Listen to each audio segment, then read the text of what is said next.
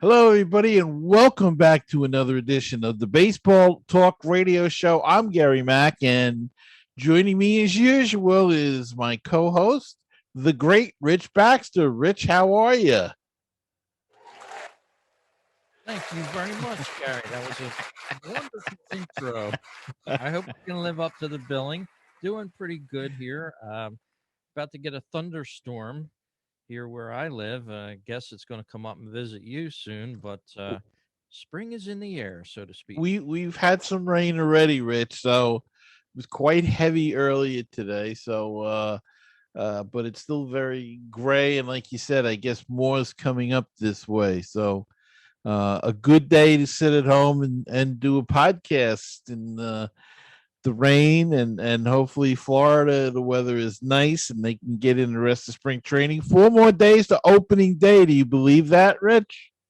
4 more days, and then it'll count. And even more important, fans coming into the stadiums for the first time in a long time. I know a lot of people are jonesing to get out to the ballpark again. Players probably missing the fans too. I could only imagine playing in a boring stadium like they did last year with cardboard cutouts all over the place. It was probably surreal for them as well.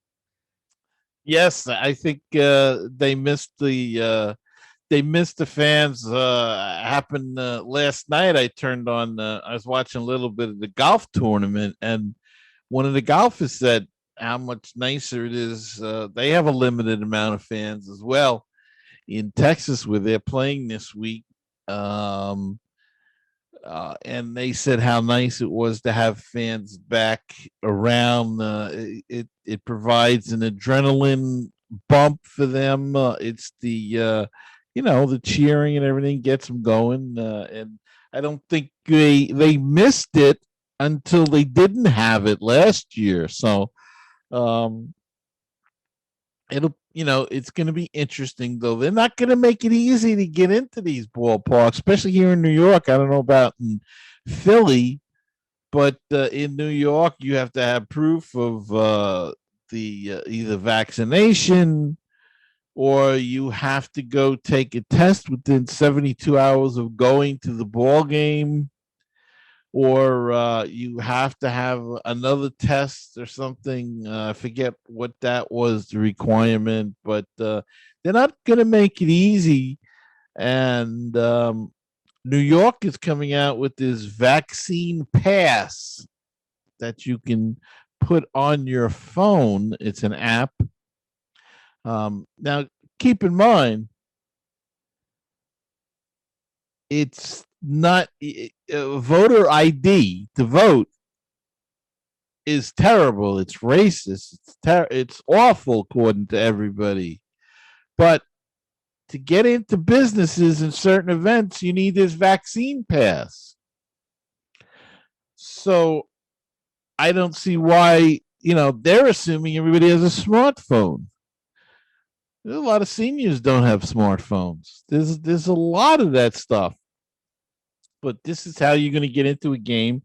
I'll be watching on TV this year, I think, Rich, until all the madness dies down, and I'm not going to be part of a medical experiment to see, but it's coming, and it's coming fast. And who thought we'd see this day? Wow, that's interesting that you say that about New York. I don't think it's the same in Philadelphia. They're not requiring, to my knowledge, any proof of vaccinations to get into the stadium. They're, of course, encouraging the social distancing. 8,800 fans to be into attendance there at Philadelphia on opening day, April 1st, which, as we said, is only a couple days away from the time we're doing the podcast. 4 days to be precise. But yeah, that's the first time I'm hearing this. So New York is requiring some sort of proof that you've been vaccinated. I think that's a little extreme. Yeah, it's either that or that you tested positive within 72 hours of going to the ball game. Yeah. You have to test negative. Excuse me. You have to test it negative. Now, there goes any last minute decisions to go to the ball game unless you're vaccinated, and you have to be. It's got to be 14 days after you were vaccinated too. Oh, well, that's uh, It that you that'll can't get you can't get your second shot and then head right to the ballpark and say, "See, I got 2 shots." No, it's got to be 14 days after you're vaccinated because they say the vaccination doesn't take hold, or I don't know the terminology, perhaps, until after 14 days it starts working or something. yeah. So So it's got to be 14 days after you have your second shot. hmm, that's It's crazy. amazing. Yeah, that's amazing. Philadelphia apparently not going to require that. Approved up to 8,800 fans. I'm reading an article here on MLB.com, and there's going to be extra sanitizing going on, of course. No bags or backpacks allowed except for medical supplies, a diaper bag, or a single compartment purse. Um, they're going to have lockers provided. If you do have bags and can't place them anywhere, say you took a train in or something like that, Mm-hmm. they will have lockers with a fee for people that need the Oh, locker of for ice and course. food. But other than that, it's not going to be that hodgepodge of approvals and things like that. Because number one, I mean, you might get a pass that says you were vaccinated, but I would imagine those could be easily duplicated by anybody, uh, with a computer and whiting out a name and putting your name into it. Mm-hmm. It's sounds like a boondoggle going on up there, but baseball's back, and that's the good thing, and we'll be seeing it on TV. Me and you, That's I right. I share the same feeling as you. I want a lot of this to dissipate, all this hoopla and things like that before I go back to the ballpark. But I can't wait. I will make a chance a couple times maybe this year to get back. Well, yeah, I don't know. I'll have to see. Is a story we're going to do a little bit later that might change your mind about going again, ever again. But it is exciting, and the teams are getting ready to play. Is getting ready. We had some injuries the last couple of weeks. Yankees lost their first baseman. He's got a bad knee. I think he's going to have surgery. He's going to be out for 6 to 8 weeks. The Mets have got lost a pitcher for a hamstring.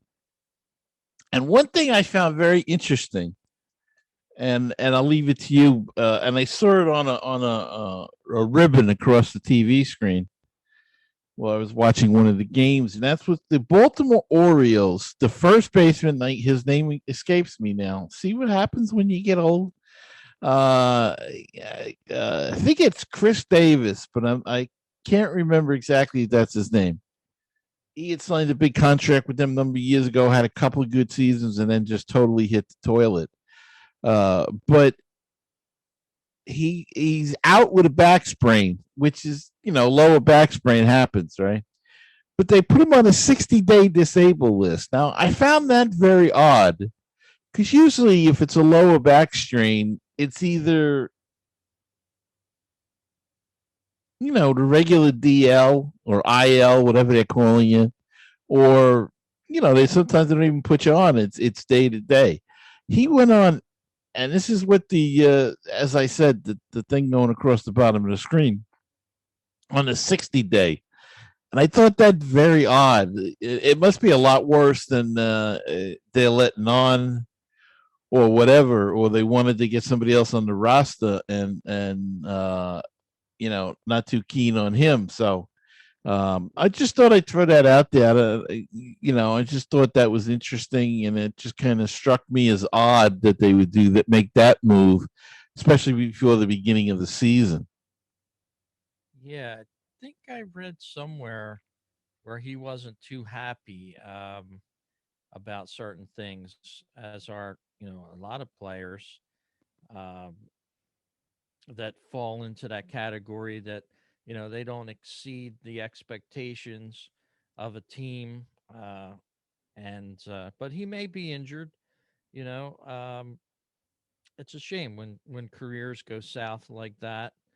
Um, and he's evidently he's got 2 years left of a $46 million contract, uh, worth 46 million rather, of a $161 million contract that he signed in 2016. So money on the line. So he's not going anywhere unless he's getting paid this money. But yeah, the Orioles made a signing that maybe they regret as well. Mm-hmm. Could be. Just thought it was an odd thing, but like you said, the opening day is always exciting, and it's coming fast, and we'll be watching our teams in action. You guys are starting with who? We're starting with Washington. You have Atlanta or Miami? Let's scroll through the opening day rosters here with some Gotti.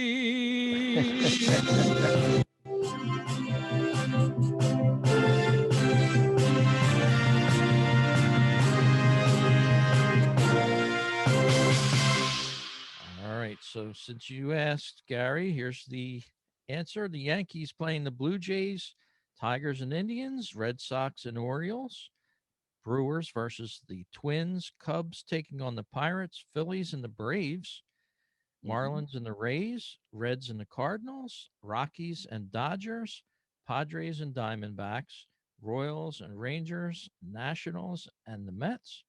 A night game for that one. And the Wow, I didn't Angels, even know that. yeah, Athletic, Astros, and the Mariners versus the Giants round out the opening day schedule.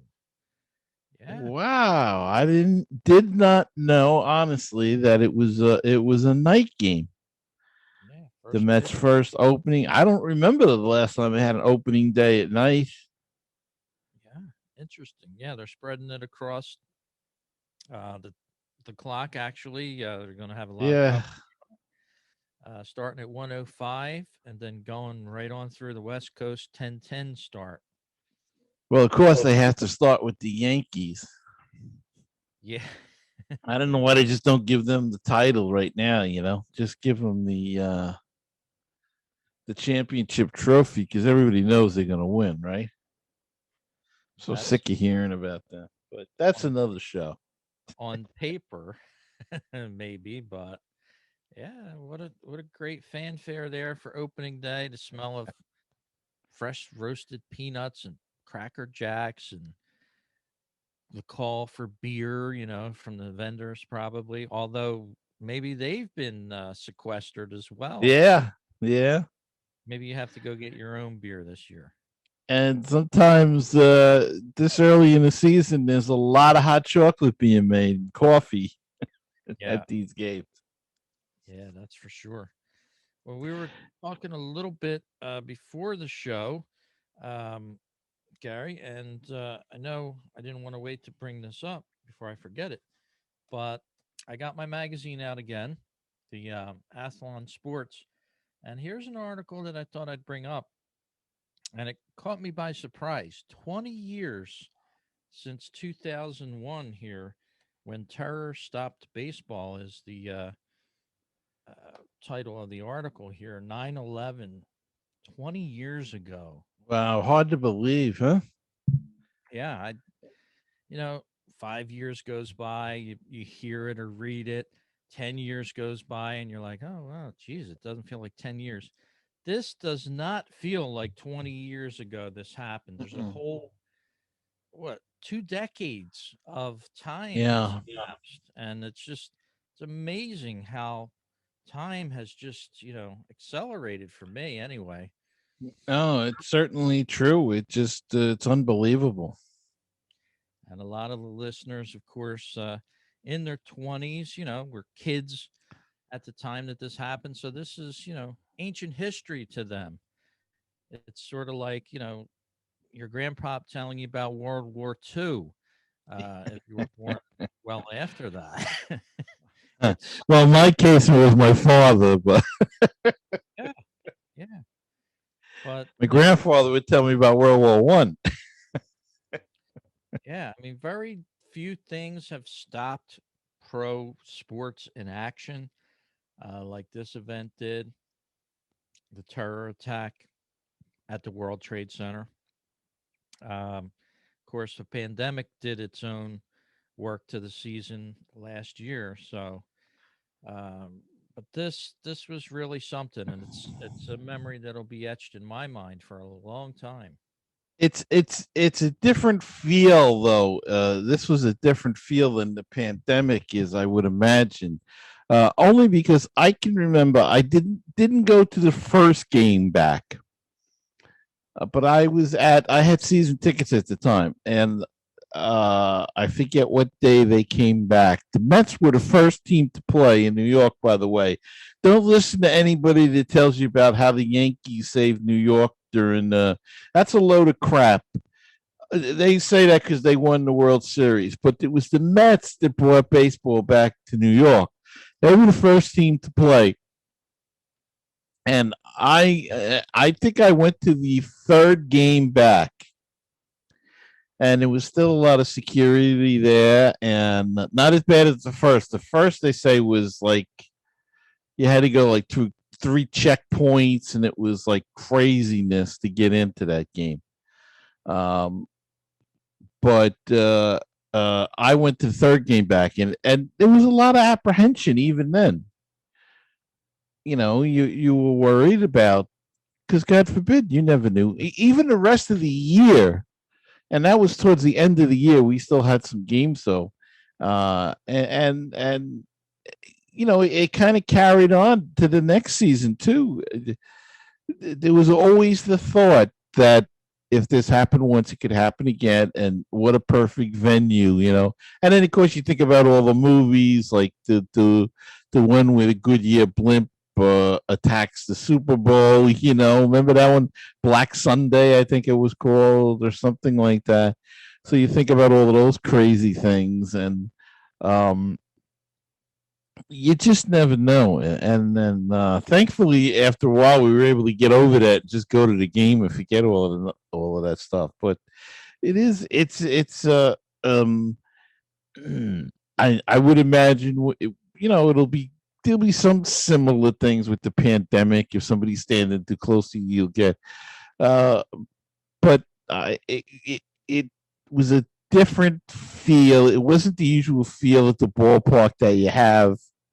And honestly, you're looking around, you're looking for packages, and somebody leaves something, and it took a while to get over that, but 20 years, it was such a shame, those poor people. And I had a friend that passed away in November that actually had escaped that. Both him and his wife worked in one in the two different buildings. He worked in one, she worked in the other. They both got out, thank God. But he passed away in November. So, and I remember it was always kind of a tough time for him. Though he put on a brave face, but there's a little bit of that survivor guilt, I guess. Why did I make it and other people didn't? But he just, the first thing that happened, he just got out and ran like the Dickens. Met his wife, and they ran like the Dickens to get the hell out of there. Can't say that I blame him, but um, yeah, it was quite the day. I mean, I remember it intensely. Going into work, And I remember sitting in my car and I was listening to Imus on the radio. Mhm. And Warner Wolf was remember Warner Wolf? I don't know if the sportscaster. Let's go to the videotape. He was on, and his where his apartment was, he could see the World Trade Center, and he was the one that let us everybody know. He says, "Oh my God, a plane just hit the World Trade Center," and nobody knew what. I guess from his distance, you couldn't tell what kind of plane it was. They thought it might have been a small plane or something like that. Got off course, and the guy got lost, whatever. Yeah. Um, that was the first thing, and I remember sitting there and calling my boss from my cell phone and said, I can't leave my radio right now in the car. I do you know what happened? He said no, and I said a plane hit the World Trade Center, and then they had a radio on at work, and uh, what made it stand out for me and for all of us at work was that we were in a government office. Mhm. So it was, you worry about that. Even though it was a local county government office, you didn't know what was going on. And then, of course, there was, I don't know if you remember, but during the day, if you listen to the news all day, they kept talking about, oh, we heard there's a plane here or a plane there, or there's a plane missing here, or there's a plane missing there. And then, you hear, of course, in Pennsylvania and then in the Pentagon, as well as a second plane into the World Trade Center. But you've heard all these other rumors about all these other planes, and it was six planes that were missing, and 10 planes missing, and all of that. And then you don't know what the heck to expect. And of Yeah. course, the government and all their glory didn't let us go early from work. They kept us there all day. But that's okay. We were so far in the basement. I think if anything hit us, we would have been protected. Yeah. But crazy 20 years. You didn't know if we were under attack. Um, Exactly. there was, as you said, I listened to it on the radio also. It's interesting. Hmm.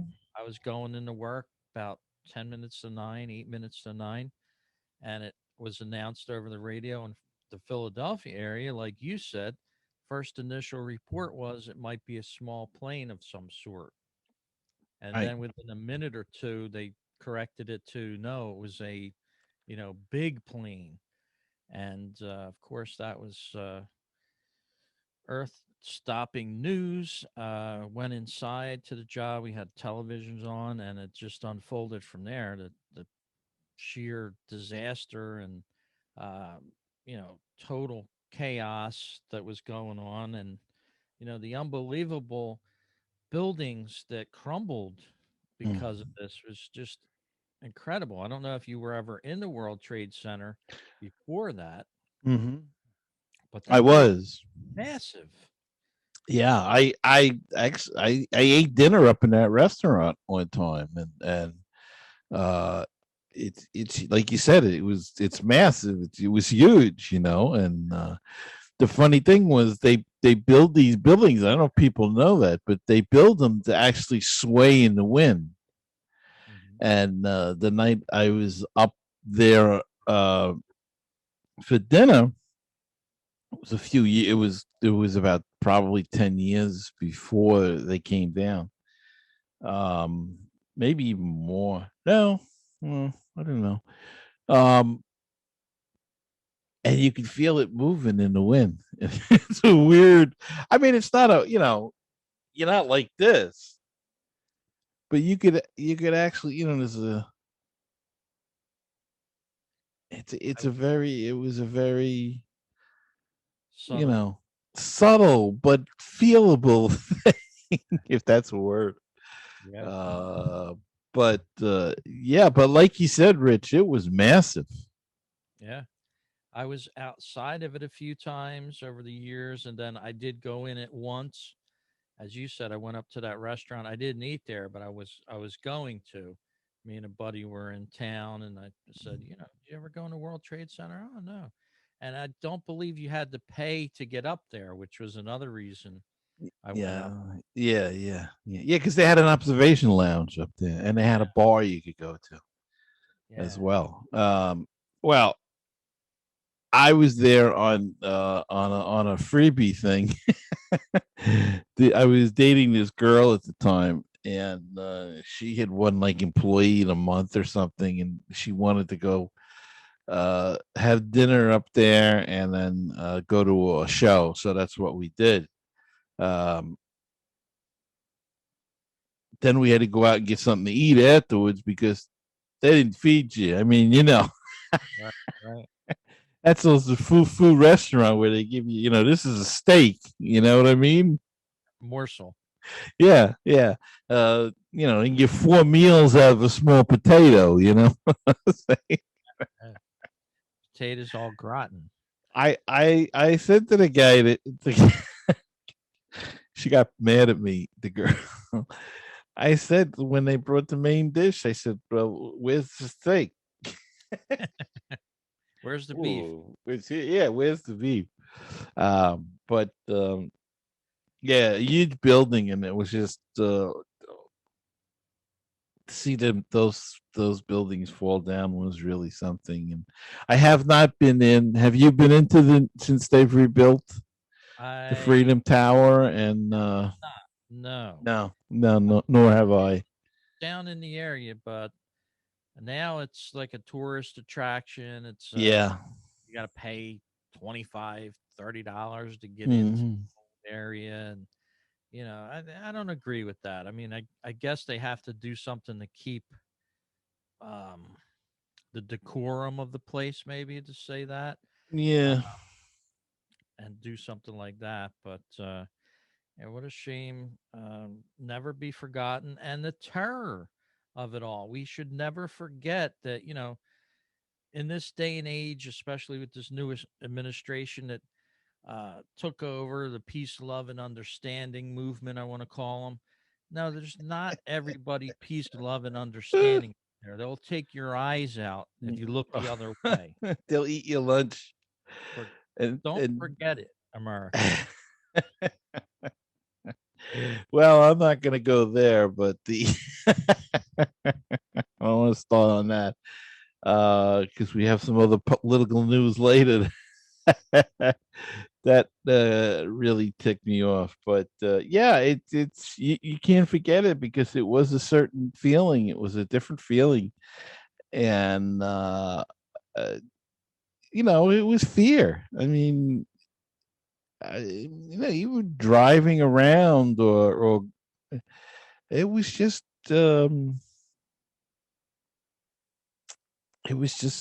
fear. And I would say, in combination with the fear, was a feeling of unpreparedness Yeah, yeah, from the government to a certain yeah. extent. There was no, you know, it was very tentative. In other words, you things raced through your mind. They stopped all air traffic. That was very quiet. No planes in the skies for some time. It was terrible. It was a terrible feeling. Probably the closest thing, and knock on wood, that we'll ever feel in our lifetime appearing towards war on our soil. Hmm. Hmm. Yeah, and living on Long Island here, and I don't. You're in a shore area, more or less. Um, there was a lot of helicopters and fighter jets flying overhead constantly. Yeah. You know, patrolling the coastline and stuff because they didn't know what was gonna happen, or whether or not another attack was going to come. So for a while there, so that was kind of creepy. And like you say, it was creepy not hearing planes and things like that in the sky, and just a sad time in American history. And you make a good point. I think we are in a time where we're trying to erase history and change history instead of remembering it. And you know what they say, if you don't pay attention to history, you're doomed to repeat the mistakes of history. So we better wake up in this country, or else we're going to be, you know, we're going to be under the thumb of oppressive government, and we're going to wake up and why and say, when did that happen? And we're allowing it to happen now, and we're allowing these groups to get away with murder and you know dictate to the rest of us what they want, and we got to stop it. It's not right. And along that vein, we might as well get into this. The Major League Baseball Players Association executive director Tony Clark said Friday that he would look forward to discussing moving the All-Star game from Atlanta in the wake of Georgia's decision to overall decision to how its state elections are run. Players are very much aware, Clark told the Boston Globe in an interview. As it relates to the All-Star game, we have not had a conversation with the league on that issue. If there is an opportunity to, we would look forward to having that conversation. Well, Rob Manfred, if you're listening to us, do not have that conversation. Stick to your guns somewhere along the line. Somebody's got to stand up to these freaking people. They're trying, and in a similar vein, I read an article today that some group is trying to get the PGA Tour not to have the Masters in Georgia. You can't move the Masters. The Masters is Georgia, and it's a sporting event. If you don't want to go to Georgia, then don't go. And you know what? If these players want to boycott the All-Star game, fine, then cancel it. Cancel it going forward. And hey, if you signed a contract for 10 years and you get $100,000 or $1 million bonus for going to the All-Star game, and because, but you have to give it $1 million because I made the All-Star. No, you didn't go. And if we cancel it, we're not renegotiating your contract. You just don't have a chance to get that extra $1 million because you guys voted that the All-Star game, you didn't want to go to Georgia. What are they? This is ridiculous.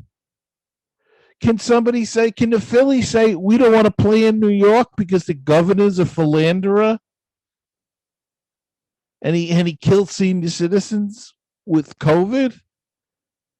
They can't say that. This is you're an athlete playing an entertainment sport. Just play the sport. I'm tired of this now. They are gonna the unions are gonna do what they do all throughout this country, and that's gonna ruin the golden goose that they got right now. They're gonna ruin the game because of political purposes, and excuse me, but it's hard for me to feel concerned for an athlete making $20 million a year and saying he's oppressed. Somebody oppress me then. You can oppress me for 10. This is ludicrous. It's getting to the point. This isn't freedom anymore. That state decided what they want to do. And maybe you should sit down and read that bill instead of listening to all of these groups that just these liberal groups. And because I guess by now everybody knows what side of the aisle I'm on. But they extend the early voting by 4 days. They don't like that. Well, what's not to like? You want the early voting because they can't cheat. Because they put a limit on the mail-in voting. They make it a little difficult. What's wrong with a voter ID? They made it easier to vote. You just have to give your social security number. Instead of they used to have a signature verification thing, which was a pain in the neck. They made that easier for the people to vote, but they're still not happy. And then you get the whatever he is, the so-called president, and he's up there saying they won't allow people to groups of people to give water to people online. That's pathetic. No, he's pathetic because that's you could consider that electioneering. And there's signs whenever you go to vote, no electioneering. So you're gonna go and hand out food and water, and then you might say, "Oh, this is from the Biden campaign." Or this is from. Could you imagine if somebody did that and said, "Hey, here's a bottle of water. This is from the Trump campaign." They'd be all be up in arms. Or here's I'm, a $10 gift card to McDonald's or something, after you vote. yeah, it's ridiculous, and it's all because so they can cheat. That's the whole bottom line. Everything that's is going on in this country right now is so that we have one oppressive party in power, and that's the Democrats. And if That, listeners don't like that, I apologize to you, but I'm tired of it. I'm tired of it involving sports. I'm tired of it. They're going to kill sports, kill it completely. Basketball ratings are in the toilet. The football ratings dropped. The baseball ratings dropped somewhat last year when they started with the BLM and the signs all over. People don't want to see that. They want to watch sports for an escape from that stuff. yeah, Now, and it I know the argument. Well, play is a human being and a citizen, and they can have an opinion,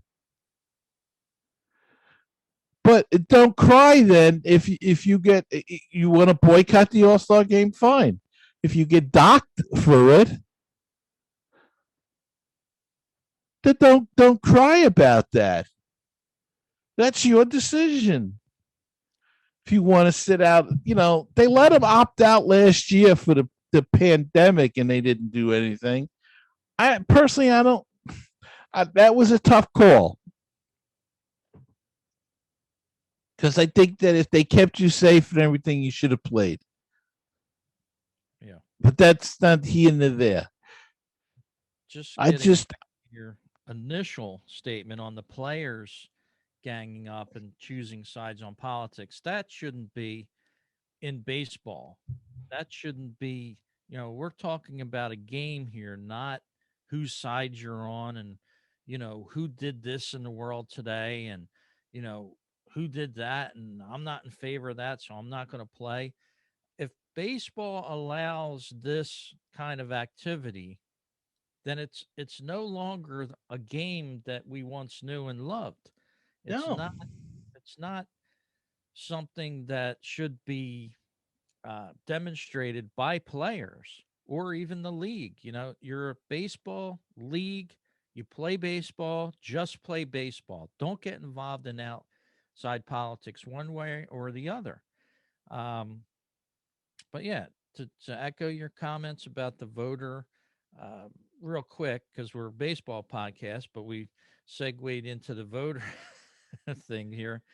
I think it's a good thing that, uh, voters in general are, ID'd at a polling location. How many times have you been voting over the years where you say to yourself, this is kind of lax, like I just strolled in, I signed my name in a book. Over the years, you get to know certain people so they know you and hi, how are you? But essentially, in something so important, there was nothing tying you to the vote. Um, and I think it's good for both parties to have that. You're not going to have a situation where it leads itself to question whether or not somebody should have voted and where the vote came from and things like that. It's going to be more fair for both sides, not just one side. So look at it that way. Look. look at it from the bright side, so to speak, and it's something that needed to be addressed. Hard to get those dead people to get up and go to vote, you know. So and remarkably, they're all Democrats. So it's hard to get them to vote when you have to actually show up. Look, you know, for years we had no mail-in balloting. You had absentee ballots. If you were not going to be home, you requested an absentee ballot and you voted. We never had early voting. You went election day. And uh and you got an hour or two off from work by law to go vote during the day. I forget what it was, an hour or 2 hours. I forget now. The point being is we did this for hundreds of years. You did voting in person. Now all of a sudden the last 40 years it's not good enough. Now you have to have mail-in voting. And we see what a catastrophe that is. Yeah, and we can see, how the MLB went away from it with the ballots that they collected. They used to pass out millions of these ballots. Half of them would end up on the floor. It wasn't a good way to do things. Look, And they changed. and they had a problem too with the All-Star game. Remember the ballots get stuffed, and the one year there people were cheating so much on the ballots that you know you could have. They tell you can vote X amount of times in a like once a week or something, but you can vote numerous times. But people were getting like 10 email addresses and voting over and over and over. I mean, it's that just shows you how silly that works there. So a state trying to tighten up their election thing, you know, and you know how much money did the Braves spend already on all-star stuff? You know, promoting the game, printing tickets. I don't know who handles the merchandise, but that's all printed. That's what are you going to do? Change all of that at the last minute because a couple of whiny players don't, you know. And like I said, if you don't want to go to the game, don't go, but don't expect a bonus. Yeah, and don't choose sides, in my opinion. Like whatever side you're for. You're a baseball player. You play for the MLB. If I was in charge of the MLB, I would have no outside. Um, you know, I would limit the outside exposure of one side or another in politics to near zero, Well, because they'll say you can't because they're human beings and they're individuals. That's the whole thing. That's the whole and if excuse all the you opt time. out as an individual, that's fine. You don't want to play or go to the All Star game? Stay home and play video games for all I care. I don't care Right. as what you do as a player. I don't really care. I just want to see you on the field. And if Right. you, Right. I don't care what kind of coffee you drink. I don't care what kind of shirts you wear. I just Uh, don't care. I just want to see you play baseball. And I don't care what you think either as a player. I really don't. the same thing with movie actors. I don't really give a crap what you Yeah, think. I mean, who cares that your name is, pick a player, Mike Trout. What do you like for dinner? I don't care. Like you like steak? Okay, fine. I remember reading a funny article about one of the Phillies, uh, Bryce Harper, and what food he disliked the most. And if people that are Phillies fans out there, they might have read this about a year or two ago when he first got to Philly. And it was mozzarella sticks. And I'm thinking, I started buying boxes of mozzarella sticks and loving them. I was like, oh, Bryce, you know what you're missing.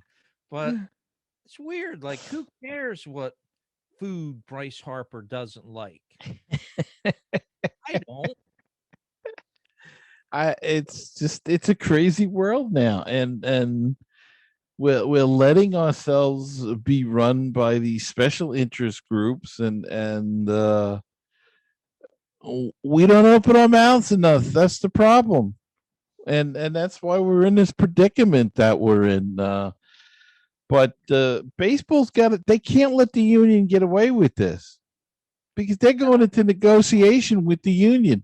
If the union gets away with this and forces them to move the All Star game, what are they going to do to them next year in the contract agreement? You gotta draw the line somewhere, and then you know what? Then did we miss the All Star game next year? They ruined the All Star game anyway with interleague play. As you know, they've ruined everything with interleague play, but they've really ruined the All Star game because that was the only time you used to see when I was a kid. Excuse me. I had the choice. I could go to a National League or American League game. We were fortunate here in New York, but not everybody had that choice. And the only time you would see those other guys would be in the All Star game. Now with interleague play, they took that away. They took the whole cachet of it all away. So now you don't have that anymore. Yeah, it's So so maybe it's time to cancel it and make them play that week. Then don't give them the 3 days off anymore. Let's see how they like that. Then yeah. just Now just move the schedule up a week. hitting the rewind button to our one of our first stories that we talked about this week is New York stadiums um, demanding that fans show ID of vaccination to get into the park. That's not favored by the MLB across the country, by the way. So if you're a player now, are you going to go with that? And No, because that's for the fans. you have to show ID to get into a stand. Maybe some people don't want a vaccination, and that's your choice as an American. If you don't want a vaccination, you shouldn't be forced to have a vaccination. Well, You if you want to want to get go, well, then they'll say, well, then you have to have a test 72 hours before the game, that to me which you have to pay for. is a form of well, that's to get into a private facility, but as an American, you do have a choice what you want to do with this situation, and that's part of being American. So, yeah, That you got choice is going away quickly. so that's why we tell you keep your eye on the ball game, keep your eye on your rights, uh, regardless of what side you're on. We don't want to isolate one side or the other because we like to talk baseball to everyone. But Gary, it's going to be an evolving story over the year, and something that we'll be talking about all season long, I suspect. Yes, yes, Rich. I think it's going to be something to watch, and just moving along. There was some sad news in the world of baseball. The Twins announced that that bench coach Mike Bell has passed away at the age of 46. He had been suffering from kidney cancer. Bell was one of many members in his family who enjoyed a long career in baseball. He's the grandson of former Major League outfielder Gus Bell, an original Met, the son of ex third baseman and manager Buddy Bell. I can't believe Buddy Bell has a son that was 46, and the brother of former infielder and current Red skipper David Bell.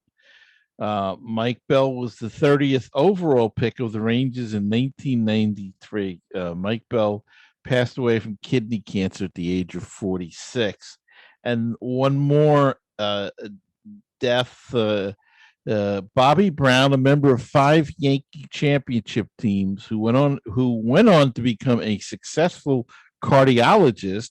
Dr. Bobby Brown, as well as president of baseball's American League, died Thursday morning in Fort Worth, Texas.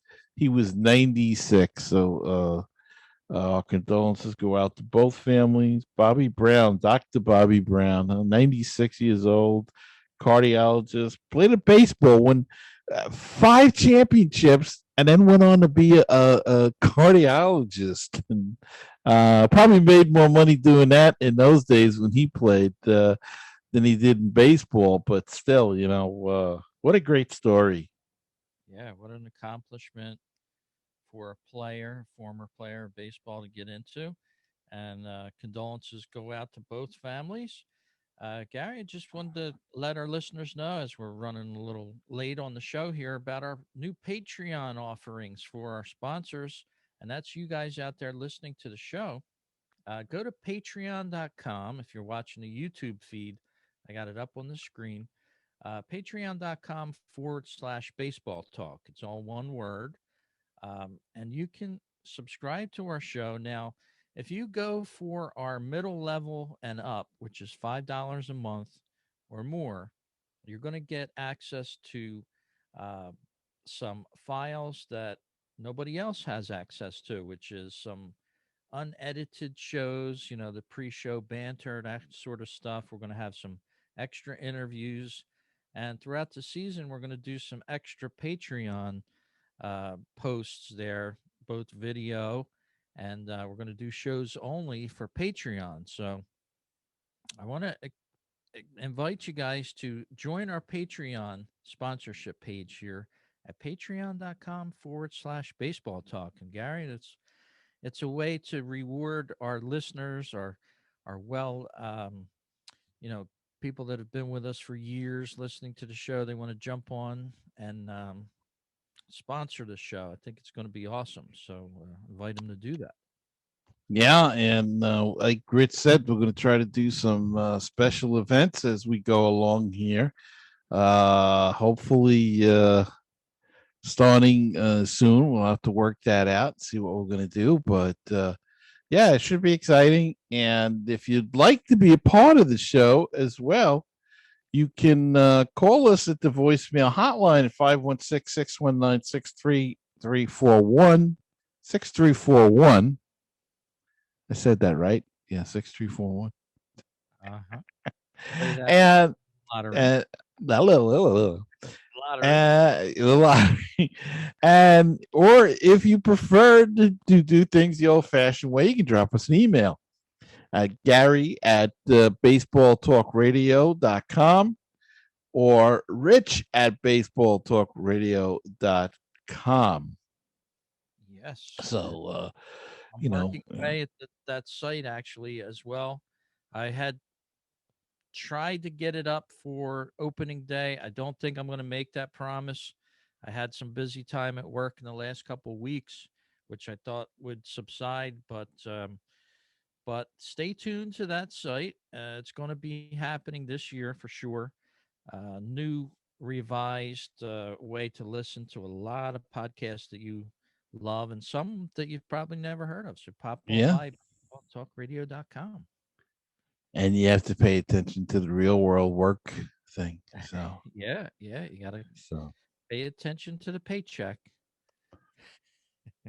and I do apologize if I offended everybody with my rant earlier, but it's an opinion.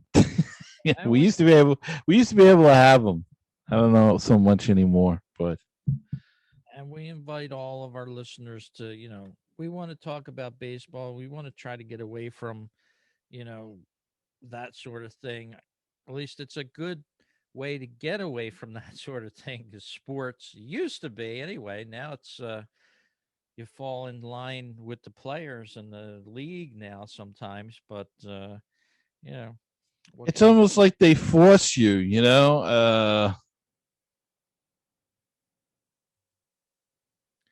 Yeah. Yeah, they make it such a part of it, and I just want to sit and watch a ball game. that's it. Well, we appreciate you joining us on this show. Congratulations. We made it to opening day just about 4 days to Yeah, go. Thursday, I'm going to try to do this. I'm going to try to switch my day off at work. I'm going to see how this works. Take Thursday off and experience open day like it should be. won't be going to the ballpark unless some miracle happens. But I'll be watching it on TV, so I'm sure you will be too, Gary.